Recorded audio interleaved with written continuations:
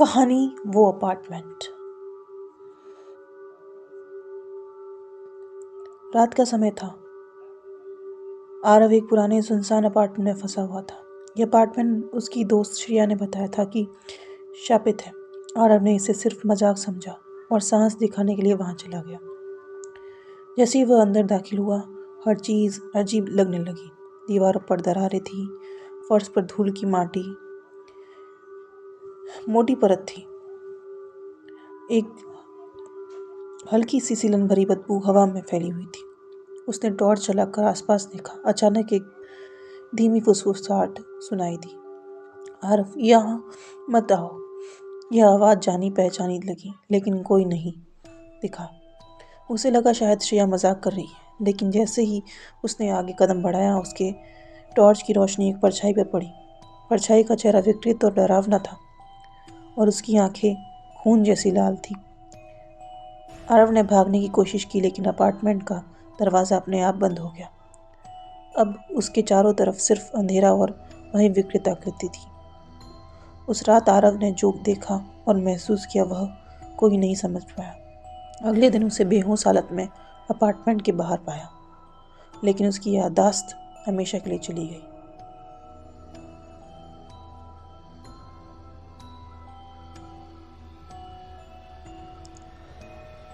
कुछ वक्त बाद आरव को फिर से अस्पताल में लाया गया। उसकी आंखें खुली तो उसके चारों ओर सफ़ेद दीवारें और डॉक्टर्स का शोर सुनाई दिया। उसे कुछ भी याद नहीं था, बस धुंधली परछाइयाँ और एक गहरी डरावनी फुसफुसाहट उसके दिमाग में घूम रही थी। डॉक्टर ने बताया कि वह मानसिक सदमे में था और कुछ समय तक आराम करना ज़रूरी था। लेकिन जैसे जैसे दिन बीतते गए, वह अजीब घटनाएं शुरू हो गई।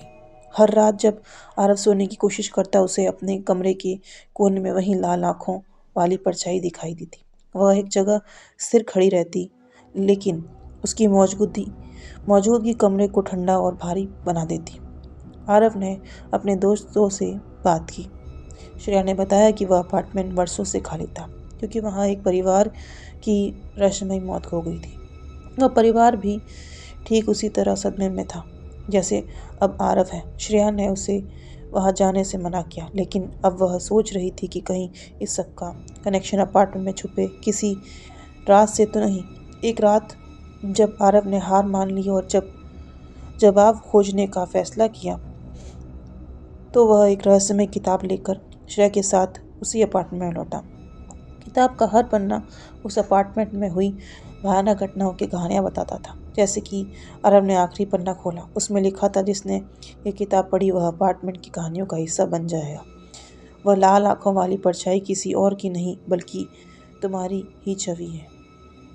आरव ने हैरान होकर श्रेया की ओर देखा, लेकिन श्रेया का चेहरा बदल रहा था। उसकी आंखें धीरे धीरे लाल हो रही थी और उसकी मुस्कान डरावनी बनती जा रही थी। आरव का दिमाग सुन्न हो चुका था। श्रेया का चेहरा लाल और आंखें और विकृत मुस्कान के साथ पूरी तरह बदल चुकी थी।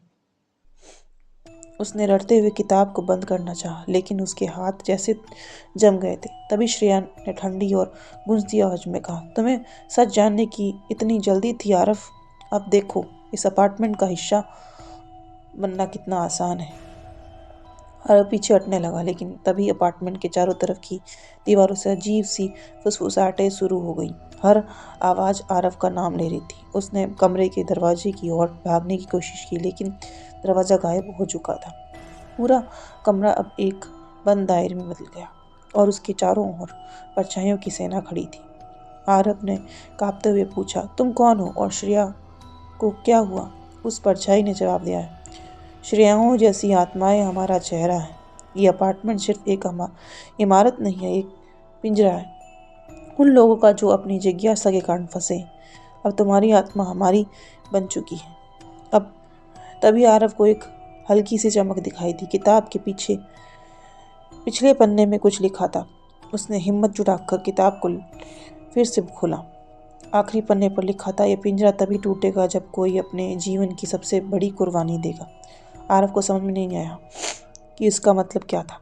उसने चारों ओर देखा और एक पुराना जंग लगा हुआ चाकू फर्श पर पड़ा दिखाई दिया। श्रेया के पास खड़ी परछाई अब और करीब आ रही थी। आरव के पास दो विकल्प थे, या तो वो भागने की कोशिश करे और या हमेशा के लिए जगह का हिस्सा बन जाए, या कुछ ऐसा करे जिससे श्रेया और दोनों बच सके। आरव ने चाकू उठाया, लेकिन उसका हाथ कांप रहा था। क्या वह खुद को चोट पहुंचाएगा या किसी और को? इस सवाल के साथ अपार्टमेंट की फुसफुसाहट तेजी हो गई। आरव ने चाकू उठाया और अपने डर को नजरअंदाज करते हुए तेज आवाज में चिल्लाया, मैं तुम्हारा खेल खत्म करने आया हूँ। अपनी कुर्बानी चाहिए तो मैं तैयार हूँ। परछाई ने डरावनी हंसी के साथ जवाब दिया कि देखते हैं तुम्हारी कुर्बानी कितनी सच्ची है। आरव ने बिना सोचे चाकू अपने हाथ पर चलाया। खून की फर्श धार पर गिरते ही अपार्टमेंट की दीवारें हिलने लगी। हर परछाई चीखने लगी, एक एक कर गायब होने लगी। अचानक श्रेया बेहोश होकर जमीन पर गिर पड़ी। अपार्टमेंट अब तेज रोशनी से भर गया था। वह भयानक सन्नाटा